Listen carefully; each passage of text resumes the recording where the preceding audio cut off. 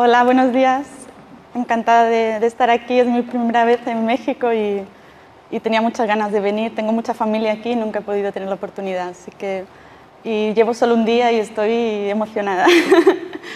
Yo había pensado, hice una serie de reflexiones así casi sobre la marcha, que al final creo que es siempre lo más honesto, en el marco de este congreso, que es Fantasía y Creación, lo que es para mí la fantasía y cómo más o menos opera en mi obra.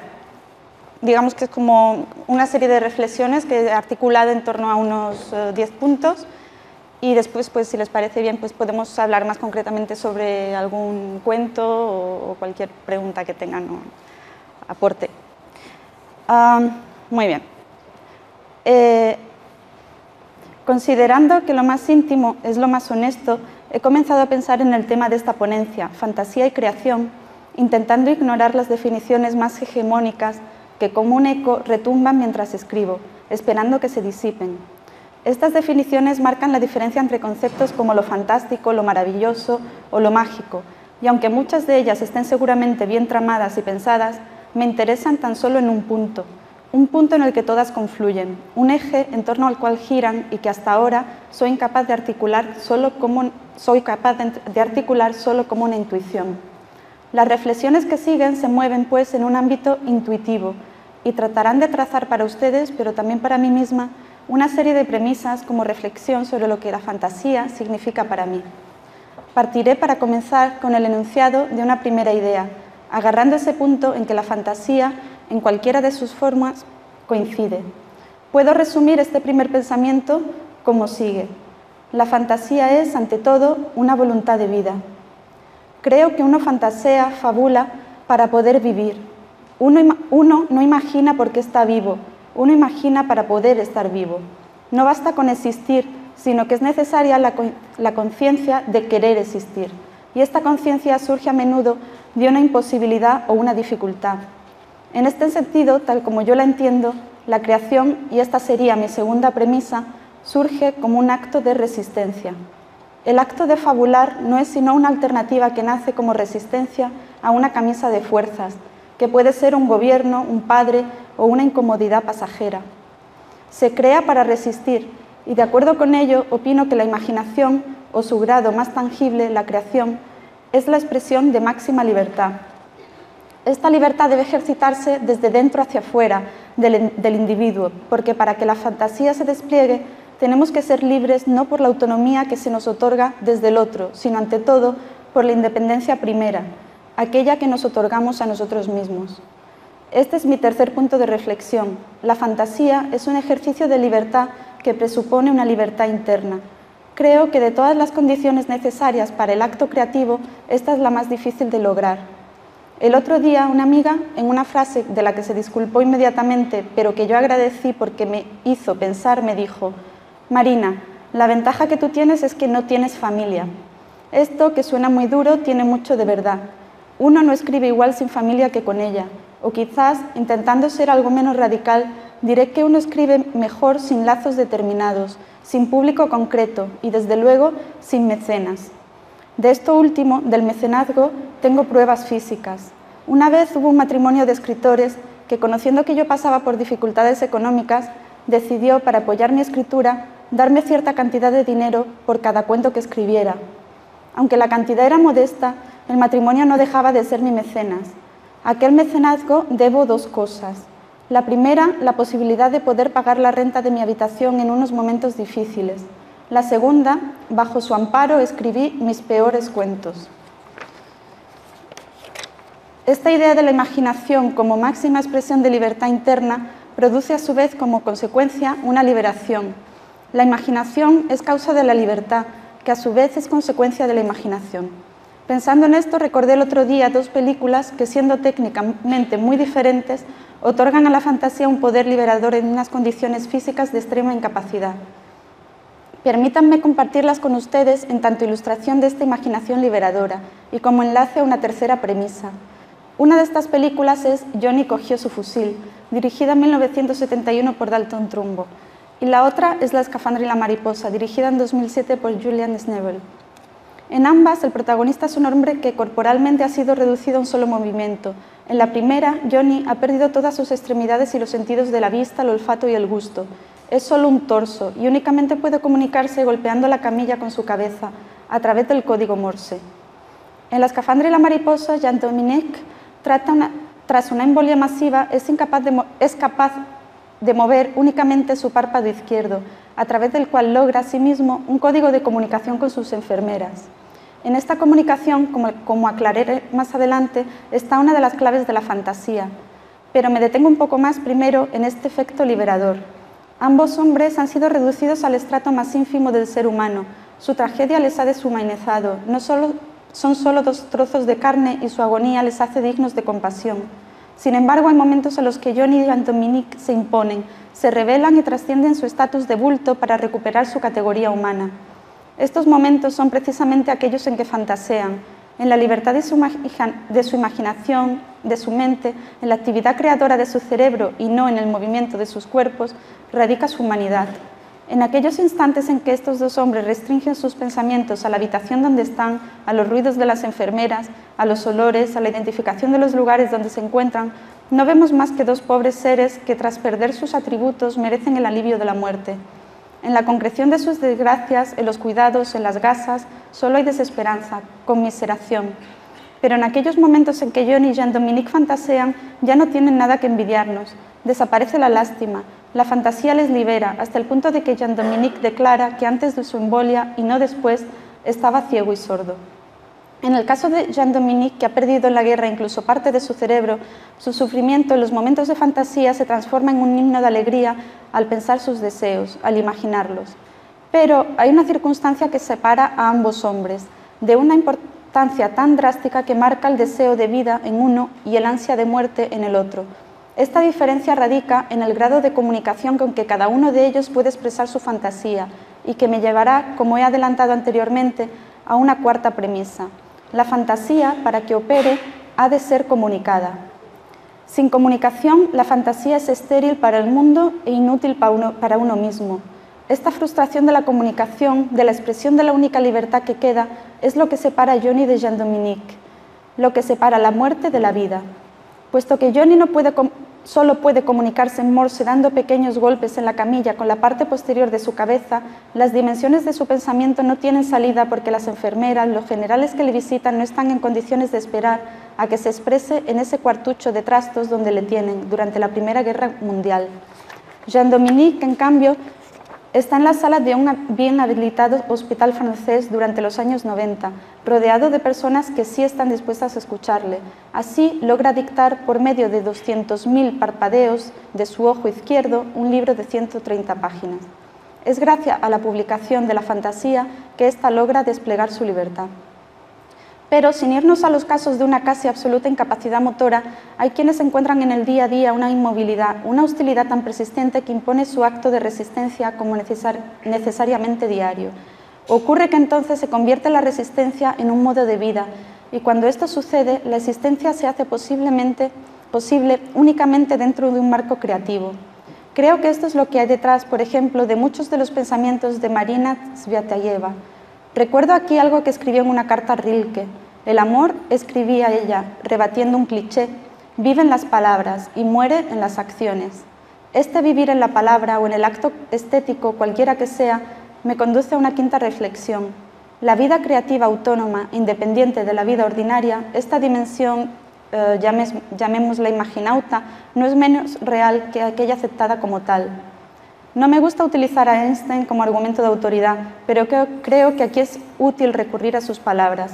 La realidad no es más que una ilusión, pero una ilusión persistente. Hoy en día, esta existencia dentro del ámbito creativo se ramifica por los entresijos de los mundos virtuales, de modo que uno puede crear un mundo virtual, mal llamado virtual, más acogedor que aquel que se ha establecido como real, mal llamado real. Los jóvenes hikikomori en Japón son jóvenes que viven durante años encerrados en su habitación, pero es fuera de esas cuatro paredes y no dentro donde está la amenaza. No es una coincidencia que este fenómeno sea más frecuente en las sociedades más autoritarias. La opresión se resiste, en este caso, mediante una forma extrema de virtualidad, donde los jóvenes pierden la virginidad con heroínas diseñadas por ellos mismos, haciendo de ese mundo un mundo mucho más real que aquel donde nacieron. Me pregunto qué pasaría con estos jóvenes si una vez que han renunciado a la vida fuera de su habitación, no contaran con la oportunidad de una segunda vida virtual. Psiquiatras y psicólogos echan las manos a la cabeza ante el fenómeno de los hikikomori, pero se olvidan de que, irónicamente, mientras que el sistema educativo japonés, el gubernamental, el establecido por y para los ciudadanos, no ofrece mejores rendimientos académicos con respecto a otros países con sistemas educativos menos agresivos, dentro de las cuatro paredes de un hikikomori sí sucede algo excepcional. Una cibercultura activa y creativa que supera en interés y hasta emotividad la escuela, el metro, la familia que se ha dejado fuera. Mi sexta premisa es que cuando más pura sea la ficción, más constructiva será. La ficción, considero, parte de nuestra inteligencia, pero la supera para extenderla.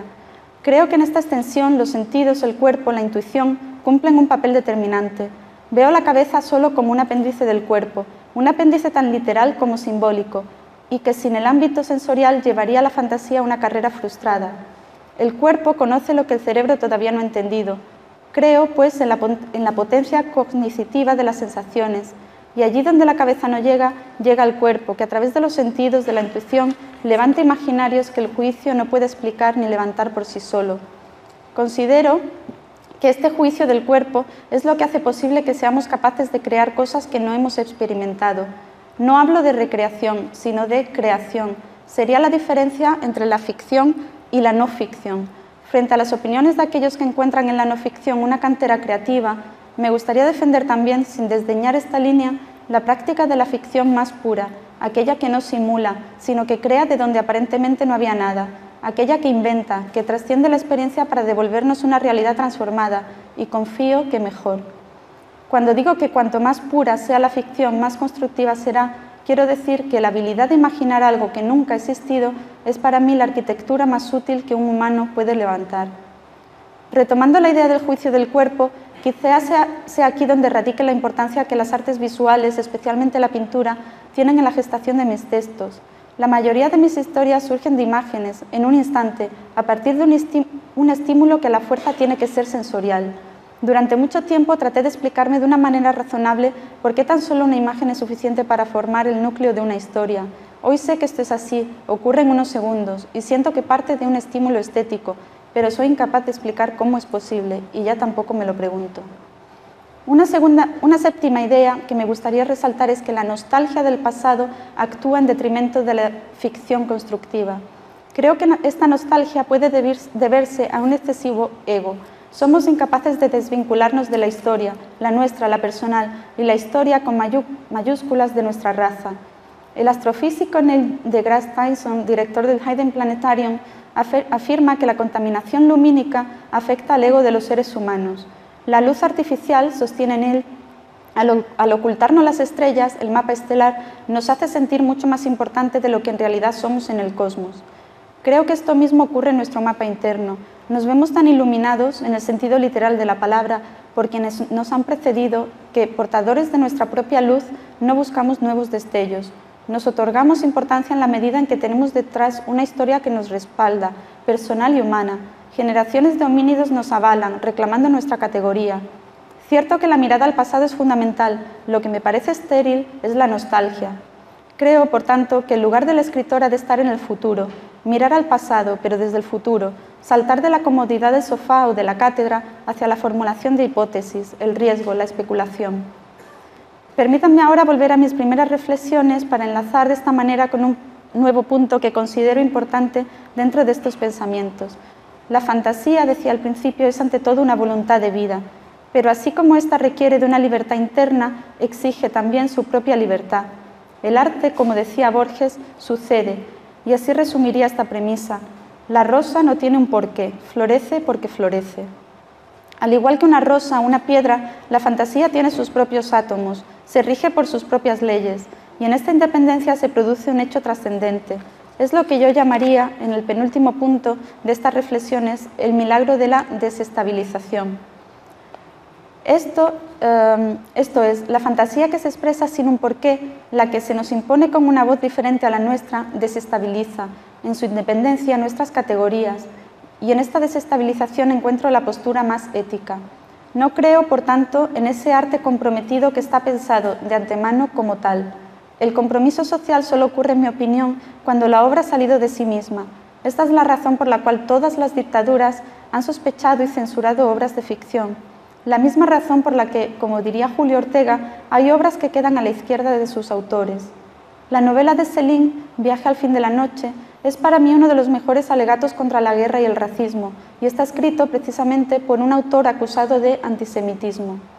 Una obra sincera estará siempre más comprometida socialmente que una obra pensada para la sociedad, independientemente de la postura política del autor.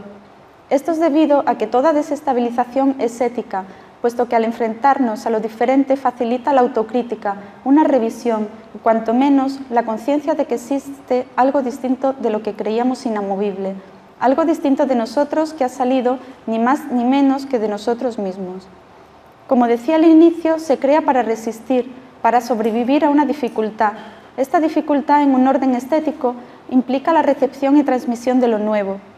Digamos, y esta será mi última reflexión de este escrito, que la dificultad es el terreno de lo nuevo, a través de aquellos poros que favorecen una transmisión que en mi caso son fundamentalmente dos, lo triste y lo erótico.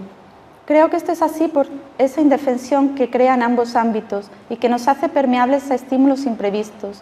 Entiendo lo erótico como una llamada desesperada de unión, de comunión, y lo triste como el lugar hospitalario por excelencia.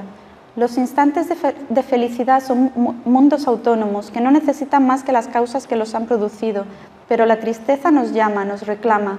Decía un verso de Lorca en Poeta en Nueva York que temblaba con miedo de molusco sin concha. Pienso que en ese temblor, arrancado el caparazón, uno está dispuesto a llamar a cualquier puerta, a dejarse entrar por cualquiera, a coger lo que antes no habría ni siquiera sospechado. Uno, en definitiva, está abierto. Es el instante de lo infamiliar, de la despertenencia, es el momento de la transición, de la enajenación del tránsito, el momento donde nos desplegamos como una alfombra para que nos entren y nos pisen, esperando así que nos marquen por dónde hemos de entrar y pisar. Me gustaría terminar subrayando la importancia de la libertad creativa, no solo desde un punto de vista estético, sin duda estas son las únicas obras que funcionan, sino ético. La única mirada ética posible es hacer que los personajes miren hacia sus adentros. Disociados de nosotros, quizás pueda comprender aquello que Rilke decía, que lo que llamamos destino pasa de dentro de los hombres afuera y no desde fuera hacia adentro. La sinceridad es, en última instancia, la que intenta salvar lo insalvable, la que busca el idioma común, alcanzar la verdad del amor, de la muerte, de la enfermedad, la que logra que hasta el personaje más deforme resulte bello por ser verdadero. Y esto es lo que mis personajes me han enseñado a la hora de escribir, que escribir, como vivir, ocurre de dentro a fuera, con una diferencia paradójica. Al contrario que en la vida, en un cuento, la mentira se nota. La mentira se cuela bien por todas partes, en una promesa, en un te quiero, en un testamento. Un hombre está dispuesto a creerlo casi todo, y sin embargo, en un cuento, que es siempre mentira, hasta el menos avisado es capaz de advertir el engaño. Le debo y agradezco mi sinceridad al cuento. Gracias al cuento soy sincera, al menos mientras escribo, mientras miento.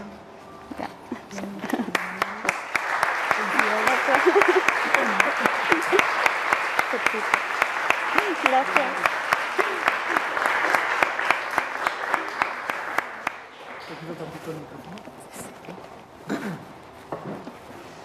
Bien, ahora me explico algunos de los cuentos. ¿Alguien ya tiene una pregunta? Bueno, ya hay una. Entonces, ahora la primera ya te la paso a ti y ya se van ustedes. Digo, se van.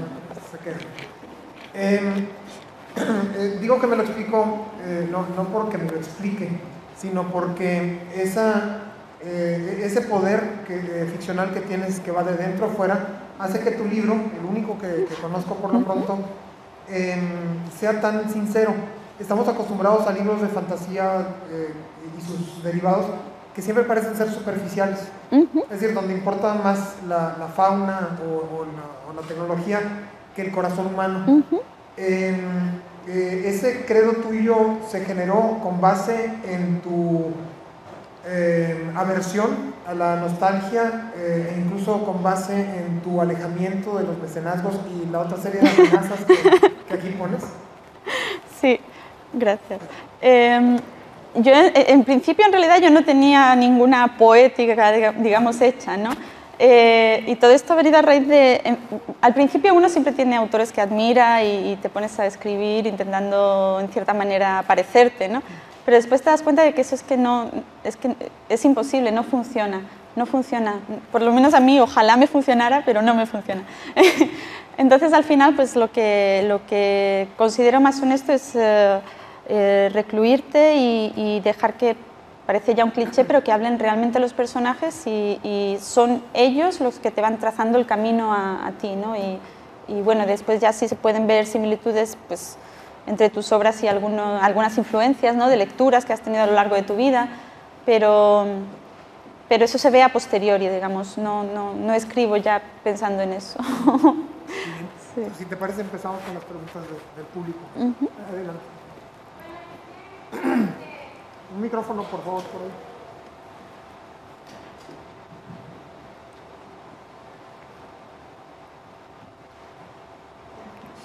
Yo sé que hay muchas definiciones sobre lo que es el feminismo, pero yo quería preguntarte si tú consideras tu obra como una obra feminista, porque antes de leerla nos la presentaban como algo fantástico y solamente eso, pero después de leerla como que encontramos muchos tintes feministas y era algo que estábamos platicando entre varios que habíamos leído la obra, que, o sea, vemos por ejemplo muchas mujeres, bueno, yo lo vi así como en búsqueda de identidad, que como esta mujer que por ya no tener el rol de madre se vuelve loca, o la que quiere como ella ser la que controla al hombre y que no sea al revés, con muchas cosas así. Entonces quería saber cómo que piensas tú de eso. Sí, me hace gracia que me preguntes esto porque sí, se ha hablado de eso. Sí, sin duda, bueno, yo personalmente soy feminista y aunque tampoco escribo con una intención feminista, pues como digo, me imagino que al ser honesto, pues esto acaba saliendo a la luz, ¿no? Y me hace ilusión que habléis de personajes feministas porque muchos sí que me han dicho, oh, no, pero es todo lo contrario, ¿no? Porque, en fin, las mujeres, pues algunas son muy vulnerables, ¿no? Y son... sí, pero sin duda, sí, hay una lectura feminista, sí. Gracias. ¿Quién sigue?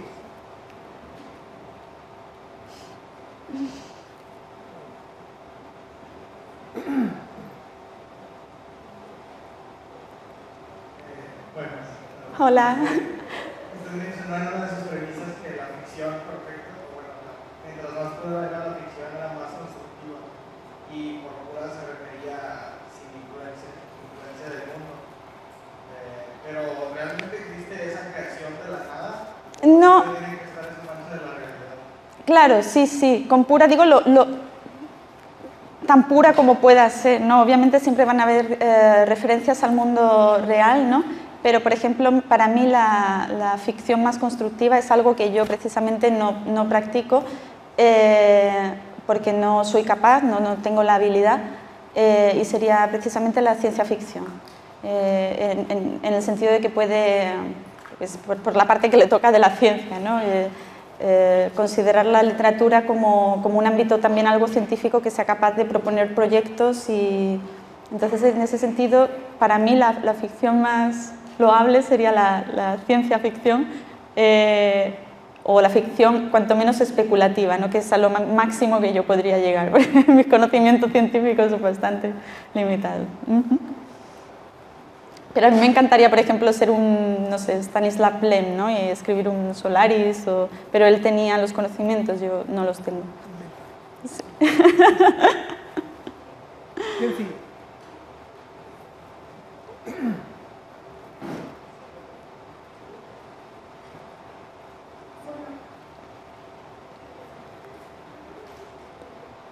Uno que usted mencionaba que para una persona poder ser más creativa necesitaba tener menos lazos con la realidad. Entonces, al momento de una persona estar dormida, se puede relacionar la falta de juicio con la fantasía que se experimenta al momento de estar en un sueño. No sé si te he entendido bien. ¿Menos lazos con la realidad? No me refería a tener menos lazos con la realidad, pero menos, no sé cómo decirte, no escribir pensando en esos lazos. La pregunta sobre el sueño no sé si la he entendido muy bien, si me la... Bueno, sí. a una persona Ajá. y tener esta falta de juicio, se le permite entrar se le permite tener más fantasías y tener un sueño, lo cual no está tan relacionado con la Ajá. realidad, Ujú. está más relacionado con esa persona encapsulada en su interior. Ajá, muy bien, sí. Sí, sí. Esto se ve relacionado con la falta de interacción con la realidad. Ajá. Sí, bueno, yo creo que los sueños de hecho son muy... Si uno es capaz de recordarlos, yo creo que son una gran cantera, ¿no? No porque estén desvinculados de la realidad, que tampoco creo que sea realmente posible, sino porque pues, están en un ámbito más subconsciente y a lo mejor nos hacen transcribir cosas que no somos capaces de pensar cuando estamos sometidos bajo la razón, ¿no? En ese sentido, sí, un sueño, hay sueños muy narrativos, ¿no? Hay escritores que tienen sueños tan narrativos que realmente son historia y funcionan muy bien porque pertenecen a otro ámbito, a otra dimensión, ¿no? Un poco más abierta a los sentidos. Gracias.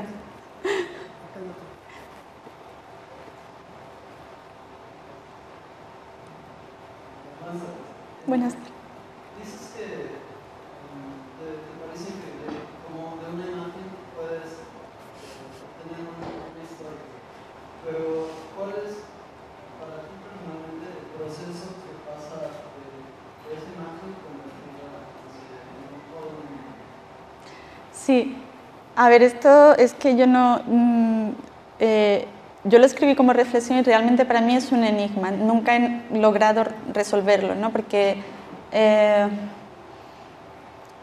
yo tengo compañeros, escritores que escriben a partir de datos o de textos de no ficción o de una historia que le cuentan o una vivencia.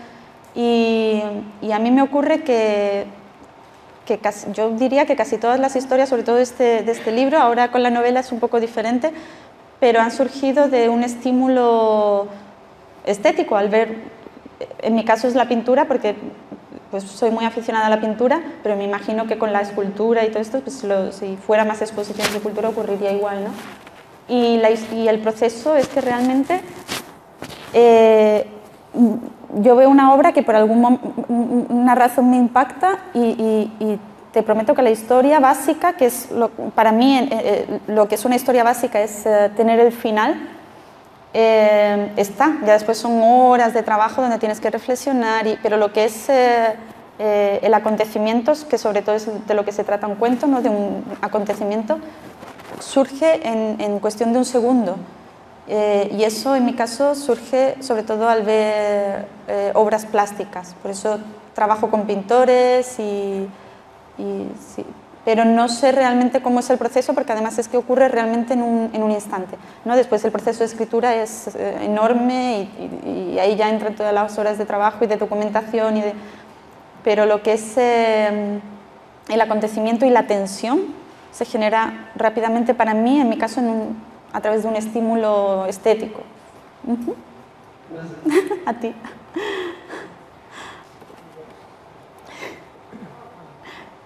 A ti te conozco. Ahí va el micrófono.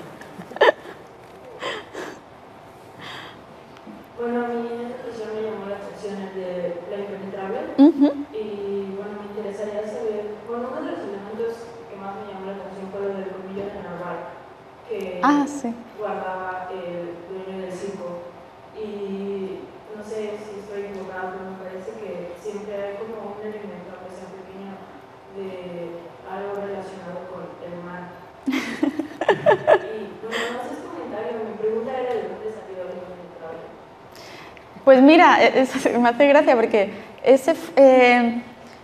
he dicho que casi todas mis obras surgen a partir de un estímulo estético y yo creo que esa es una de las pocas que no, porque también trabajo mucho con la literalidad, es decir, a mí en una ocasión, por eso me hizo ilusión lo de la pregunta del feminismo, porque en una ocasión un señor me dijo, ¡ah! Eres impenetrable, ¿no? Obviamente se refería psicológicamente, pero creo que no tan obviamente, ¿no?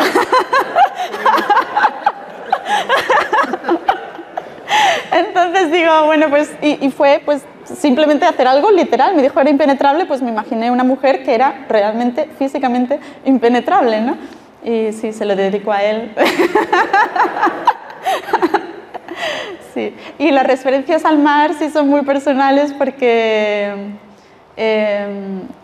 pues, toda mi familia es marinera y han trabajado en la mar, desde pescadores hasta pues, en barcos y yo también practico apnea, que es buceo a pulmón y entonces son referencias que siempre yo creo que van a aparecer porque es lo que más conozco, ¿no? El mar.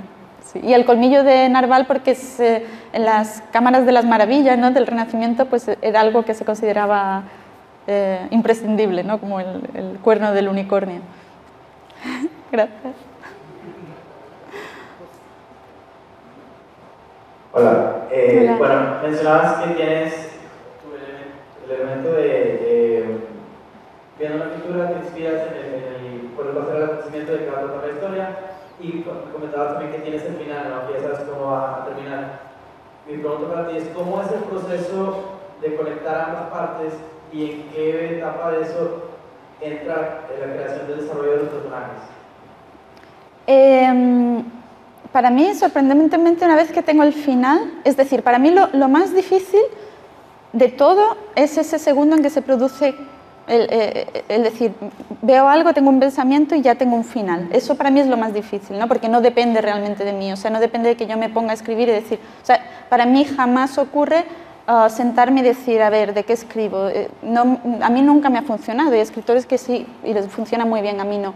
Entonces el proceso ocurre casi de un modo espontáneo. Me imagino que responde a conexiones internas que yo no soy capaz de explicar, ¿no? Pero ocurre en un instante y después el proceso realmente es sencillo, o sea, tiene muchísimo trabajo, muchas horas, o sea, a mí un cuento, a veces pues, he estado un mes realmente escribiendo un cuento pues, durante 8 horas al día, con lo cual un libro de cuentos pues, te puede llevar 2 años, ¿no? O sea, es muchísimo trabajo, pero es muy sencillo, porque en el momento que tú tienes el final, para mí también tienes la voz narrativa y sí, a veces tienes, o sea, a la hora de definir los personajes y todo eso, pues ya es parte del trabajo, ¿no? Pero es una cuestión de echarle paciencia, digamos, ¿no? No es de dificultad. La dificultad es esperar a tener la idea, ¿no? Y, sí.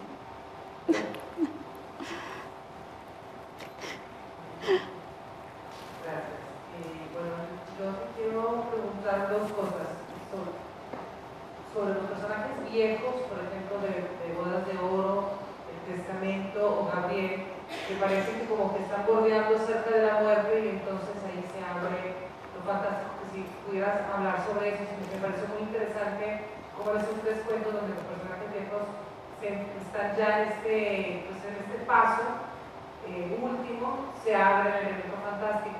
Y por otra, una pregunta así meramente curiosa, en el cuento de Gabriel, en la primera lectura que yo hice de este cuento, bueno, pues ella nos explica en el cuadro en el que ella se inspira para hacer la pose esta que hace en la ventana, y al parecer pues está en búsqueda de la otra mujer, pero luego me pareció que era ella misma desdoblada, y me acordé mucho, no sé si tengan caso, de la pintura de Frida Kahlo, de las 2 Fridas. No sé si tengan nada que ver, pero no sé, me pareció que a lo mejor no eran 2, sino que era ella misma.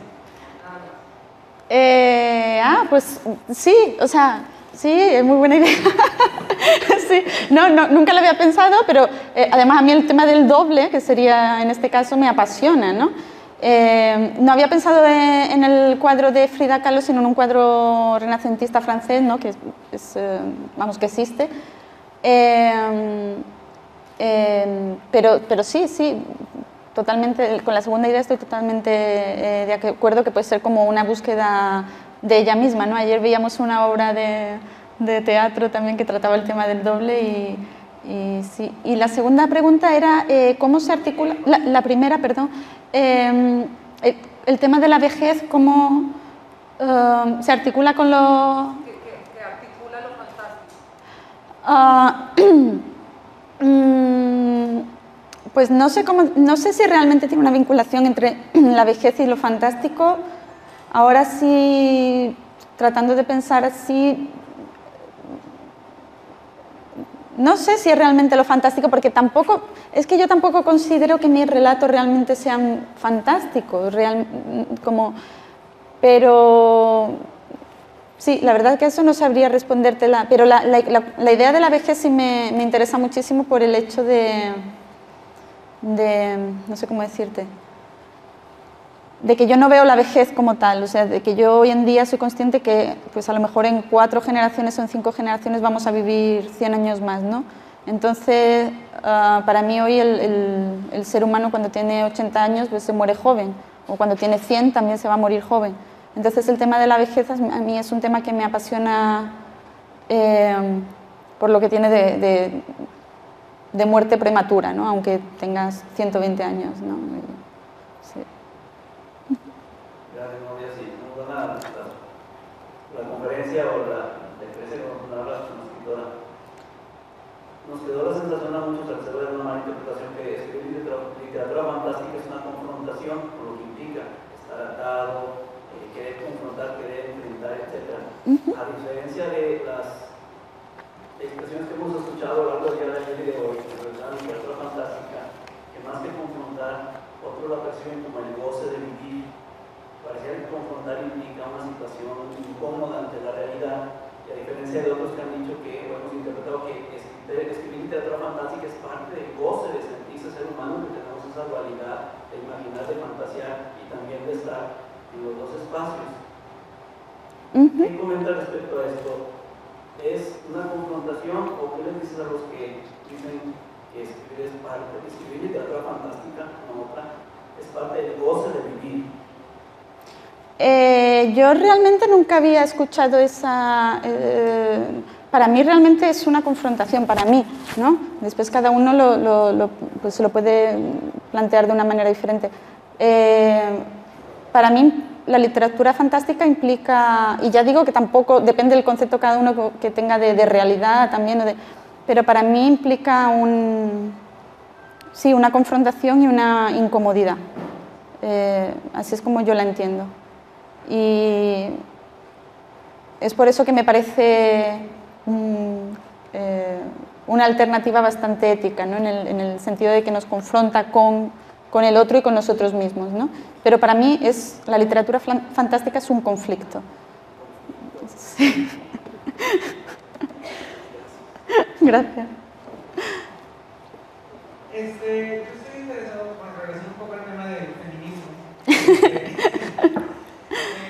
Estoy interesado en cuál crees que es el rol del feminismo dentro de la literatura fantástica. Bueno, es un género que mayormente los personajes femeninos muchas veces no cobraban importancia o eran solo estereotipos dentro de la literatura.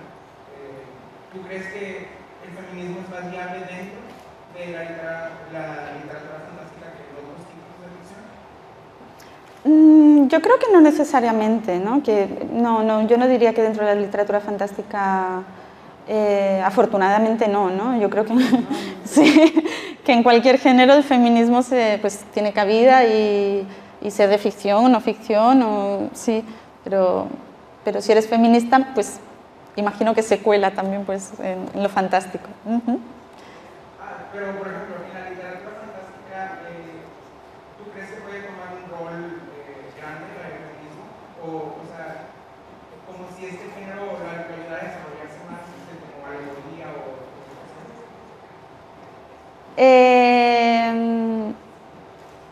De antemano no le veo más posibilidades que a otro género, ¿no? Pero pues igual voy a pensarlo porque es como para pensarlo.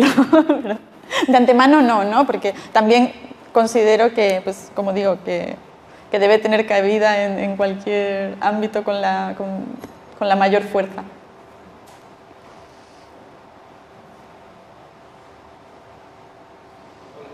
Hola. A mí me llama mucho la atención tu primer cuento de lengua franca. ¿Por qué decidiste iniciar con ese cuento? O sea, Eso me... Sí, leí o sea, todo el libro y la verdad, de la mayoría de los cuentos es uno de los que se me hacen como más impactantes, porque al momento en el que Olga deja entrar a la lengua, al avión, o sea, al preferir su compañía que la de la persona que iba sentada al lado de ella, o sea, es como el decir que, o sea, es como un inicio para que también el lector deje entrar la literatura fantástica a su lectura, o ¿qué significa? A ver, la idea es muy buena pregunta, porque yo ese cuento no lo quería de ninguna manera ponerlo el primero, porque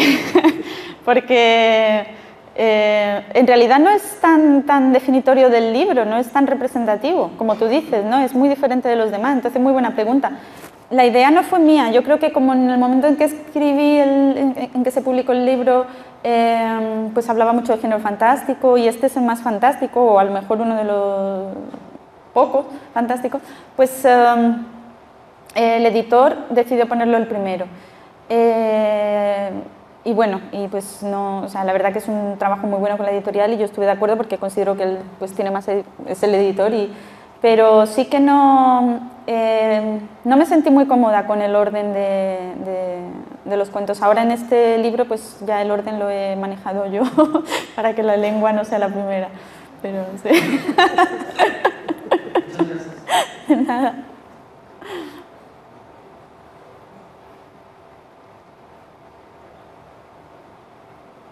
Tratando de retomar lo que estaba contando el compañero sobre el feminismo, lo que yo comentar es qué opinas de la fantasía como una protesta. Estaba tratando de acordar, no sé por qué, pero estaba una frase que decía el escritor de historietas Alan Moore sobre cómo a veces hablas de la fantasía para liberarte de los paradigmas que tienes de la realidad y poder hacer una protesta. Por eso no sé qué eso da de la compañía de que es un mundo que se sostiene a esas mujeres y causa la fantasía de una manera, esa protesta. Algo lo hace mucho en el cómic P por Vendetta, que también se trata de hablar un mundo fantástico, un mundo futurista, pero el mensaje es claro a las situaciones que están ahorita, o sea, los problemas que la humanidad enfrenta ahora. ¿Qué opinas de la fantasía, o sea, como un género de protesta?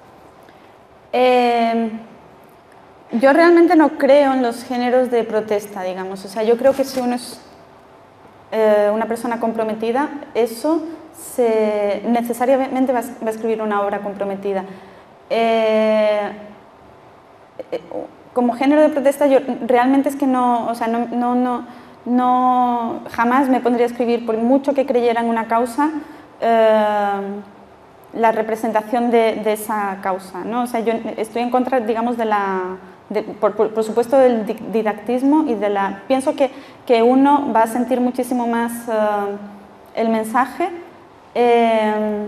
si no es explícitamente protestativo, si existe esta palabra. Sí, contestatario. Sí.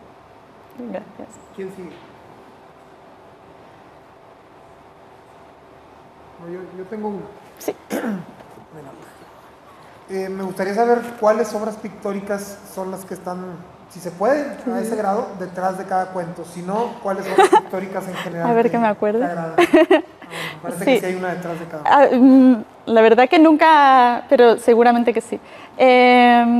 A ver. En el primero de la lengua era como, de hecho creo que lo menciono en el cuento, es un cuadro expresionista alemán.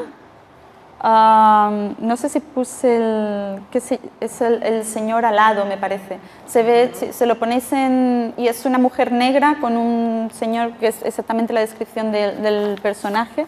A ver si encuentro el índice. Yo trabajo mucho con obras de Bueno, este pintor es un pintor norteamericano que se llama Aaron Wiesenfeld, que es como muy simbólico. Y también, ¿no? Se le pregunta si es feminista, sí, porque además siempre trata a mujeres, siempre. Yo nunca le he visto un hombre. Después, por ejemplo, ¿dónde está? En Gabriel es este cuadro que digo del Renacimiento, que es como son dos mujeres, que es el tema de que son como un doble, que una le está tocando un pezón a la otra, ¿no? Pero es muy delicado, muy... en Hannah y Jano es una pintura anónima que vi en una exposición de París que se llamaba Crimen y Castigo, que era, pues un señor llevaba a la espalda a un muerto y lo llevaba pues espalda contra espalda, ¿no? Y de ahí pues se me ocurrió que era como un castigo, ¿no? Después he tratado de, porque escuché que había como una tribu en Brasil donde el castigo a un crimen precisamente era poner al muerto atado a la espalda del asesino durante una semana y dejar que cargara con él. Pero nunca he logrado, he tratado de comunicar con antropólogos y nunca he logrado saber si eso existe o no, pero viene de un cuadro, ¿no? De la loba, por ejemplo, yo estaba en Roma y era pues muy simple, simplemente vi un cuadro, no era la escultura, era una obra de Rómulo y Remo, ¿no? Amamantados, y en ese momento pues me acuerdo que yo estaba con un amigo que decía que él quería ser madre, ¿no? Y es un hombre, pero él quería ser madre, no padre, y pues enlacé, pero también fue a partir de una imagen. Sí, más o menos casi todos tienen una obra detrás pictórica. Sí. Otra pregunta, Casa de Muñecas, causó furor en los círculos literarios por aquí, ahí está, ¿no? Por ejemplo, está feliz con él. ¿Qué nos puedes platicar de ese cuento? Su origen, ¿qué te parece a ti como cuento? ¿Es de los que más te gustan del libro? En mi caso sí. A mí siempre, sí, yo le tengo también cariño a ese cuento porque a ver, yo tengo siempre un conflicto con el tema del erotismo, ¿no? Cuando surge, cuando, en fin, no, para mí es difícil hablar de esto, pero es uno de mis preferidos por lo que tiene de protesta, ya te digo, no intencionada, pero reflejada, ¿no? En el sentido de, en fin, yo escribía textos eróticos, y no digo que yo ahora, por dedicarme a la escritura, empezara tempranísimo, mucha gente, yo creo, cualquiera, ¿no? Que se puede dedicar a las ciencias, pues ha escrito a los 7 años, cualquier cosa, todo el mundo ha escrito, ¿no? Entonces, en mi caso, y me imagino que en muchos, yo realmente escribía textos muy eróticos cuando tenía 7 años. Y yo estaba en un colegio de monjas, yo no tenía hermanos, no tenía amigos masculinos, o sea, hombres, chicos. Y realmente si tú lees esos textos pareciera que yo había tenido relaciones sexuales, ¿no? Cuando mi primera relación sexual fue como a los 19, o sea, fue una locura. Entonces, el tema del erotismo me interesa mucho y cuándo se desarrolla y si realmente no estamos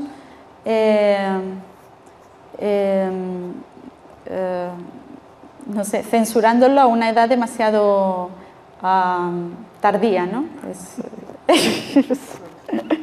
Pero es todo cosas sobre las que voy pensando todavía. Pero, Y entonces, en este sentido, el cuento pues, es una rebelión de las muñecas que enseñan a los hijos pues, una sexualidad que supera a la sexualidad adulta que tratan de imponernos, ¿no? O sea, sería como una inversión. ¿No está inspirada en algún cuadro? Bruegel, el bosque. Ese cuadro me encanta. Sí, no había pensado en él, pero ese cuadro que está en Viena, además, wow, me encanta. Sí, qué bueno. Sí, sí. Ahora voy a decir que está inspirado ahí. Posterior. Sí. tú tienes una doble capacidad. Por un lado, fabulas y armas tramas y tejes narraciones con mucha, bueno, con mucha habilidad, no sé con qué tanta rapidez. Cada historia es una pequeña joya que estamos contemplando, que vemos cómo se teje, cómo se arma, cómo se deshace al final. Y por otro lado, tienes una prosa, una microliteratura muy poética. ¿Esto ha implicado algún reto para ti? ¿Empiezas por un lado y sigues por el otro? ¿Un lado te invita al otro? Sí, eso también me parece una pregunta muy importante.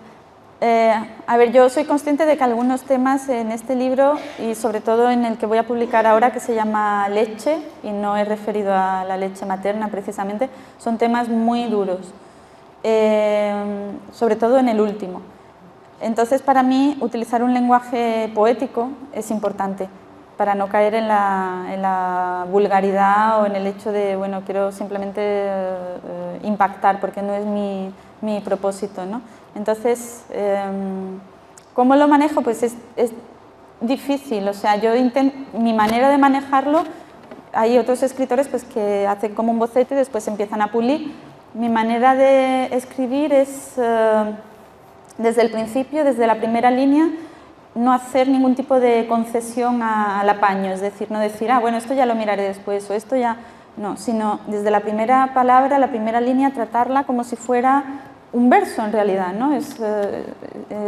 Y esa es mi manera de trabajar, por eso es un proceso tan lento. O sea, es fácil en el sentido de que yo sé dónde voy, sé lo que quiero, pero el trabajo sí es arduo. Bueno, yo creo que te pone feliz el que se note ese trabajo. Sí, gracias. Dos preguntas ya con relación a la novela. Hace un rato dijiste de manera muy rápida que había una diferencia creativa o de proceso creativo entre un libro y el otro. Y la otra es, ¿qué nos puedes decir ya sobre la novela? No sé si de qué se trata o qué tipo de reto ha significado para ti. En realidad el próximo libro es lo que no es realmente novelas, son nouvelles, ¿no? Que es un género que me gusta. A mí me gustan los géneros o los libros también que no sean demasiado largos, ¿no? Por eso, porque implica un trabajo tan enorme que yo no me creo que un libro de 500 páginas escrito en un año, en fin, habrá a lo mejor un genio que pueda hacerlo, pero no abunda. Y la diferencia, bueno, son textos mucho más largos y también mucho más sexuales también en lo que respecta a la temática, y también muy creo que socialmente, aunque como digo no era mi intención, son muy comprometidos. O sea, yo viví, el primero se llama Little Boy, que pues a lo mejor como sabrán es el nombre que los americanos dieron a la bomba de Hiroshima. Entonces se desarrolla en Hiroshima. Hay mucho de testimonio real porque estuve viviendo en Japón durante un tiempo y ha sido muchísimo trabajo, y tiene que ver con el trauma, es el trauma obviamente nuclear, pero también el trauma de la protagonista, que es una chica intersexual, ¿no? Entonces es como acompañar el trauma atómico con un trauma biológico. Entonces sí que es más explícitamente, por ejemplo en este libro no hay menciones a lugares concretos que existan, y aquí sí. Después el último, que se llama Leche, también es de un testimonio terrible que me contó una superviviente de la tragedia de Nankín, la invasión japonesa en China. Entonces comienza con Little Boy, que es el drama japonés, y termina con Leche, que es lo que ocurrió en China, ¿no? También pues por hacer un contrapunto, ¿no? Por no decir los japoneses que hicieron, ¿no? Sino bueno, pues por establecer un diálogo de tragedias. Entonces es algo más explícitamente político, ¿no? Hay nombres, hay datos, hay testimonios reales. Sí. Bueno, así como lo explicas, parece que Leche también es un libro de cuentos, pero tú dices que es una novela. ¿Qué vínculo hay entre un texto y el otro? Sí, son novelas, ¿no? Es justo lo que hay pues, entre el cuento y la novela. Son textos, por ejemplo, Little Boy tendrá como 70 páginas, ¿no? Sí. Y también cuento. Hay novela y cuento, ¿no? No es novela. Lo que estoy trabajando ahora, que es la novela, pero no es lo que se publica, no es Leche, se va a llamar Little Boy y eso sí es una novela. Pues le calculo por el trabajo que voy llevando, que tendrá, pues como no va a ser muy larga, como 200 páginas, y es el desarrollo del libro que va incluido ahora de la novela que va ahora en Leche, y es el desarrollo, pero de Little Boy, simplemente todo en Hiroshima. El discurso que acabas de leer se hace cada vez más profundo, cada vez más denso, cada vez más sabroso, llega a profundidades abisales. Y lo arrancas con una frase gloriosa que incluye el término voluntad de vivir. Y más adelante explicas que la voluntad de vivir requiere de dos libertades. Una, la libertad de la persona, y otra, la libertad que la misma fantasía requiere. Sí. ¿En qué consiste esa libertad que la fantasía nos pide? Sí. Sí, pues la fantasía de la libertad es simplemente decir, es un mundo realmente autónomo, ¿no? O sea, no hay leyes, no sé cómo decirte, dejar que tú, como decía Cela, ¿no? Dejar que tus personajes sean los que te van marcando, tienen su mundo, a lo mejor éticamente incluso, pues tú dices, Dios mío, este personaje yo no lo quiero en mi libro, ¿no? Pero él está ahí pues porque se impone, ¿no? Y se impone de alguna manera, es como tienes que realmente salirte de ti misma y ser otra persona totalmente diferente, pero también desde un contexto ético, ¿no? A la hora de... sí, no sé, es entrar en otra dimensión desde el momento en que y no dejar tus influencias o tus creencias que te afecten, ¿no? Sí, me gusta esa respuesta. Te decía hace rato un poco en broma que algunos de los lectores que tienes aquí sospechan que tu nombre es una invención. O sea, que somos Marina y Perezagua, que es demasiado acuático para ser real. A Gastón Bachelard creo que le gustaría mucho, ¿no? Sí. Y además tu libro Criaturas Abisales, y ahora sales con que practicas el buceo a pulmón. ¿Qué papel tiene el agua en tu vida y cómo fluye hacia la literatura del gas? Sí, bueno, a ver, hay algo de razón en lo que... Mi verdadero nombre es Marina Carrasco Perezagua.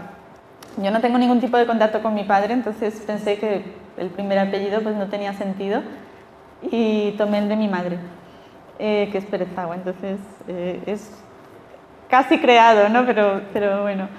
Después el papel de pues, el buceo a pulmón, ¿no? Que lo llamamos apnea, pues para mí tiene mucho... A ver, yo tengo un problema y es que me resulta muy difícil relajarme, ¿no? O sea, estoy siempre continuamente en tensión, con 1000 historias. Entonces la apnea lo que me da, al contrario de lo que mucha gente piensa, es cuando tú estás sin respirar durante bastante tiempo, aparte de que después cuando sales del agua estás realmente relajada, para contener la respiración durante a lo mejor 6 minutos, tú no puedes pensar, porque pensar consume oxígeno. O sea, parece que no, pero pensar consume oxígeno. Por eso cuando yo bajo en el mar también, y todos los apneístas lo hacemos, cerramos los ojos, porque mirar consume oxígeno. Es decir, ¿no? Entonces durante esos 5 o 6 minutos, o hay gente que está 12 minutos, realmente, primero que pierdes el concepto del tiempo, entonces muchísimo más tiempo, y es el único instante o minutos que tú realmente estás desvinculada y totalmente relajada. Es como una especie de meditación, ¿no? Yo nunca he hecho meditación fuera del agua, ni incluso no me ha funcionado tampoco, ¿no? Pero con la apnea, por ese requerimiento de no consumir, de ahorrar todo el oxígeno que puedes, pues sí que te da un estado de paz que es, a la hora de escribir es muy necesario pues, de vez en cuando empezar a escribir un poco relajada y no siempre con los ataques de... Sí. De manera que cuando estás escribiendo, ¿recuperas algo de lo que ocurrió en las profundidades? Lo que recupero yo creo que es la paz, ¿no? el estado. Me traigo de abajo, digamos, una paz que me sirve muy bien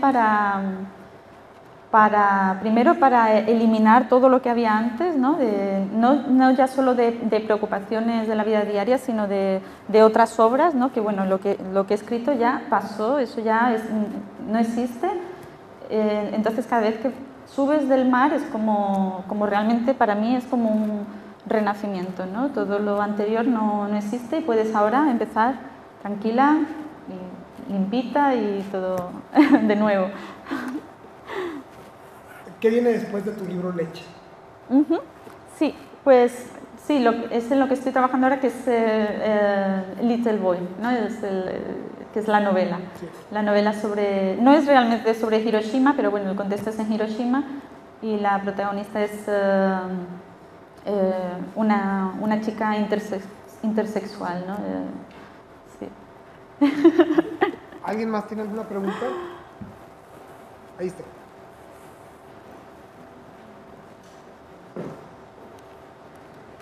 Me parece curioso que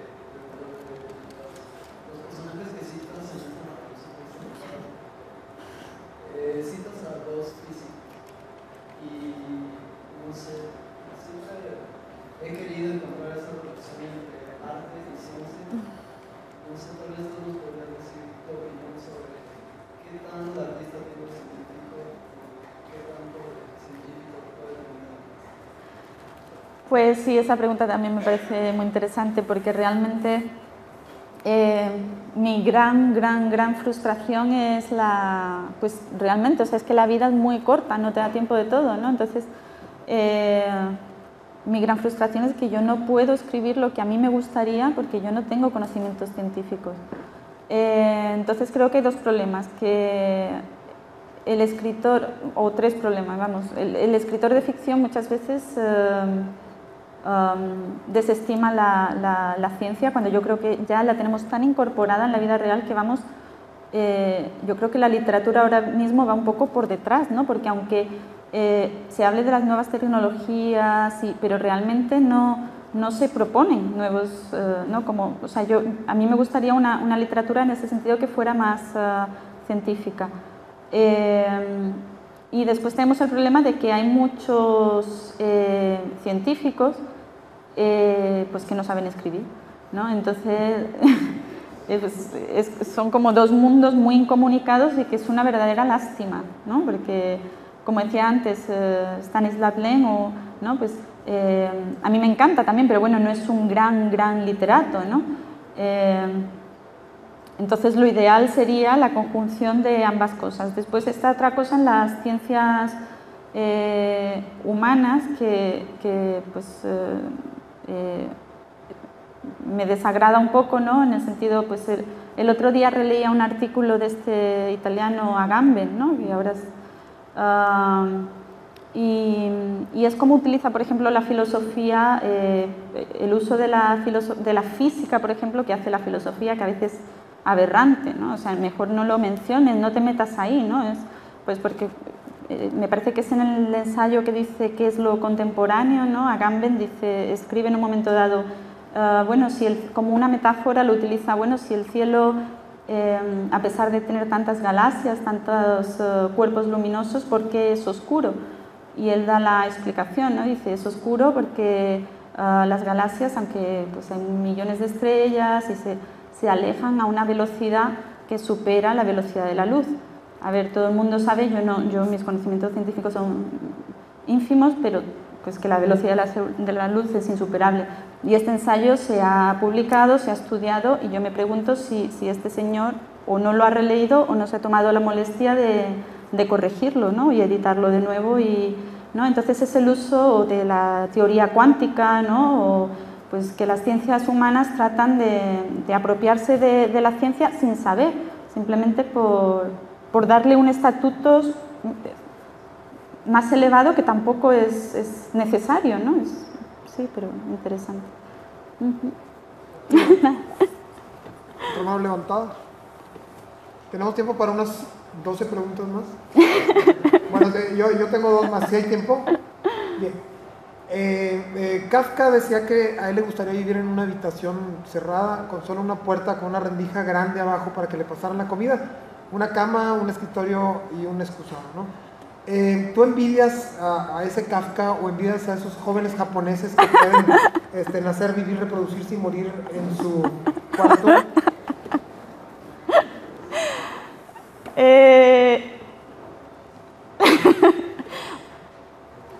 Hombre, yo creo que depende del momento de la vida, ¿no? Yo he tenido 3 años, yo tengo un primo, de hecho, tengo un primo que que lleva, es casi de mi edad, él tiene 30 años y lleva, 20 años sin salir de la habitación, realmente sin salir de la habitación. Y para mí nunca he leído nada como lo que mi primo escribe, ¿no? Nunca lo va a enseñar a otra persona, ni porque no es lo ideal, claro, porque uno necesita oxigenarse y no es lo ideal, digamos, para el alma, ¿no? Uno no puede ser feliz así, a lo mejor, pero obviamente para la ficción funciona, ¿no? De alguna manera. Entonces, yo también he estado mucho tiempo sin salir, pues porque tenía mucho trabajo y todo, y no era feliz, pero el resultado del trabajo era bueno. Entonces, no lo añoro personalmente, pero para la obra pues igual le viene bien. Sí. Tú dijiste otra frase gloriosa, no la recuerdo exactamente, pero me gustaría que la repitieras. Era algo así como la imaginación nace de la inteligencia, pero la lleva más allá. Entendí algo así como que la estira, la prolonga, la amplía. Sí. ¿Nos puedes hablar un poco sobre esa creencia? Sí. Sí, yo hablaba como, pues por llamarlo de alguna manera, ¿no? Lo que es el juicio del cuerpo, ¿no? Sí. Yo pienso que uno, sí, obviamente uno parte de un intelecto y empiezas a escribir y lo tienes todo dominado, todo lo que has aprendido, todo lo que... Pero llega un momento en que si tú quieres avanzar, tienes que dejar entrar a los sentidos, al ámbito de la intuición, y creo que es ahí donde el conocimiento empieza a desplegarse por otros caminos que antes no habíamos entendido y que todavía a lo mejor no entendemos, pero creo que el cuerpo, que lo sensorial, tiene un papel importante en la construcción del conocimiento también, ¿no? En ese sentido.